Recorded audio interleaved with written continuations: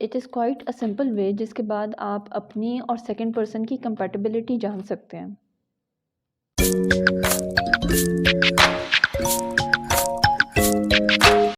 बिस्मिल्लाहिर्रहमानिर्रहीम, अस्सलामुअलैकुम। अच्छा, साइकोलॉजिस्ट के बारे में बड़ी ये बात मशहूर है कि आप लोग जो ना शायद किसी का ज़हन पढ़ सकते हो। हम लिटरली किसी का ज़हन तो नहीं पढ़ सकते, लेकिन कुछ ट्रिक्स होती हैं, कुछ लिटमस टेस्ट होते हैं, कुछ किसी का बिहेवियर नोट करके हम लोग एक आइडिया लगाते हैं कि अगले के दिमाग में क्या चल रहा है, उसकी पर्सनैलिटी कैसी है, उसकी साइकोलॉजी कैसी चल रही है।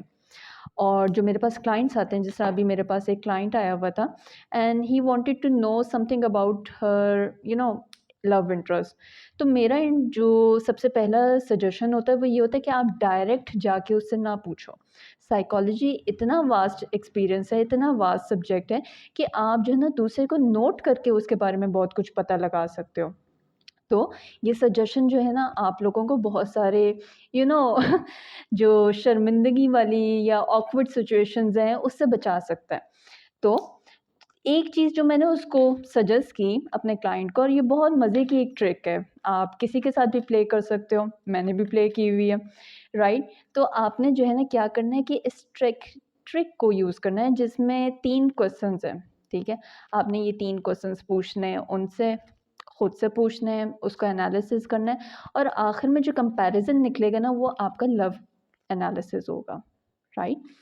तो ये किस तरह से होता है, इसमें क्वेश्चंस क्या हैं, ये सारा कुछ मैं डिस्कस करूँगी और एंड तक आपने इसको सारे को फॉलो करना है, क्योंकि इस ट्रिक के कुछ डूज़ एंड डोंट्स भी हैं।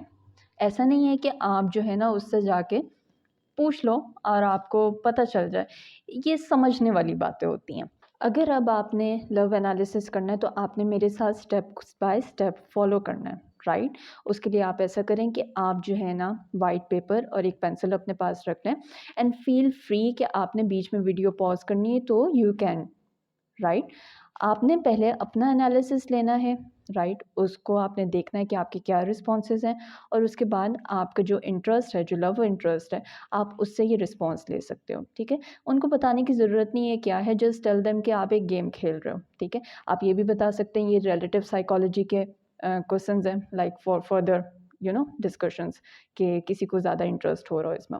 तो आप इसको जो है ना बहुत ईज़िली कवर करके उनसे भी रिस्पॉन्सेज़ ले सकते हैं और ख़ुद के भी रिस्पॉन्सेज़ आपने फिर मैच करने हैं कि इनका कंपैरिज़न क्या आ रहा है, ठीक है? तो जैसे-जैसे मैं आपको सवाल बताती जाऊँगी, आपने उसको पॉज़ करके प्रॉपर अपना आंसर सोचना है। So without further ado, let's dive into it. पहला क्वेश्चन आपका ये है कि आपका फ़ेवरेट कलर क्या है? Any colour? Right.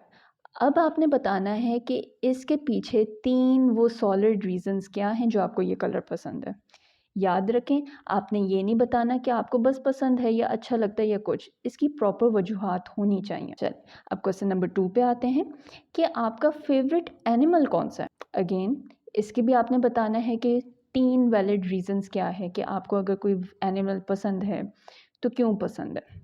And last but not least, आपने ये बताना है कि आपको वाटर फॉर्म कौन-सी पसंद है। वाटर बॉडी कह लें या पानी किस शक्ल और सूरत और जिस्म में आपको पसंद है। और इसके बारे में भी आपने 3 वजूहात बतानी है कि आपको इसी तरह पानी क्यों पसंद है।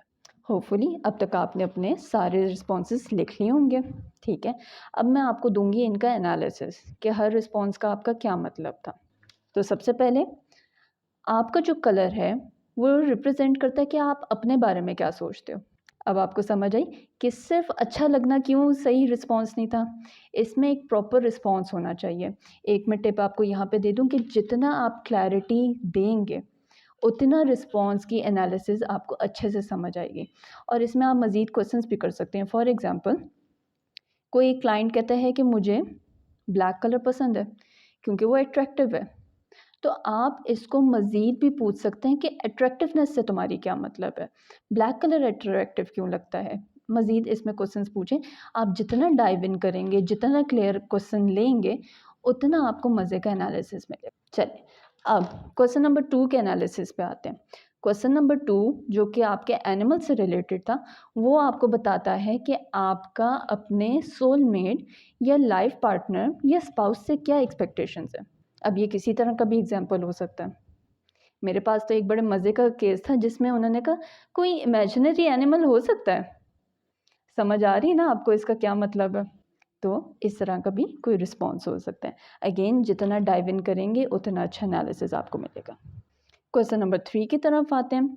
तो क्वेश्चन नंबर 3 बहुत ही डीप आंसर है, बहुत ही डीप एस्पेक्ट है और ये बेसिकली जो 3 क्वेश्चंस हैं ये लव लाइफ से रिलेटेड बहुत ज़्यादा मायने रखते हैं, क्योंकि आखिरी सवाल का मतलब ये है कि आप अपनी लव लाइफ में किस किस्म की एनर्जी पुट इन करना चाहते हैं। आप अपनी लव लाइफ को कितनी एनर्जी दे सकते हैं, आप उससे क्या एक्सपेक्टेशन रखते हैं, राइट? नो। आपके पास जब ये एनालिसिस आ गया तो अब आपने क्या करना है कि आपने उनसे भी ये सवाल पूछ लेने हैं, अपने भी सवाल पूछ लेने हैं और कंपेयर कर लेना है कि हाँ उसकी एक्सपेक्टेशंस लाइफ स्पाउस से क्या है और मेरी क्या है। क्या मैं उसकी एक्सपेक्टेशंस पे पूरा उतर सकता हूँ या वो मेरे एक्सपेक्टेशंस पे पूरी उतरती है या क्या। अगेन जो मेजर मेजर मेजर पॉइंट है वो थर्ड वाला है कि थर्ड वाले में कंपैरिजन आपका क्या है। ठीक है, मैं एक यहाँ पे केस स्टडी शेयर भी कर देती हूँ कि मेरे एक क्लाइंट ने रिस्पॉन्स दिया कि मुझे ब्लैक कलर बहुत अच्छा लगता है, लाइक फॉर श्योर वो अपने आप को अट्रैक्टिव मानता है।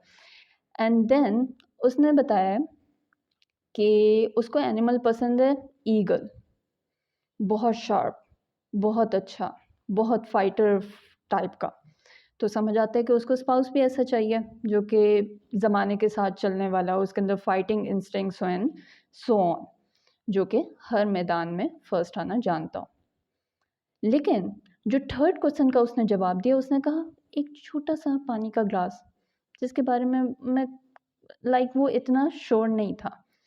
तो देखें कितना बड़ा डिफरेंस है कि आप दूसरे से क्या एक्सपेक्ट कर रहे हो और ख़ुद देने के लिए कितना विलिंग हो। तो थर्ड क्वेश्चन, फर्स्ट क्वेश्चन से थर्ड क्वेश्चन तक हर क्वेश्चन की अपनी अपनी अहमियत है।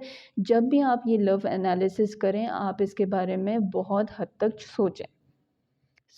अभी के लिए इतना था। इंशाल्लाह मैं इसी तरह की और टेस्ट भी आपके साथ शेयर करूँगी। तो for that stay tuned. Fee Aman Allah.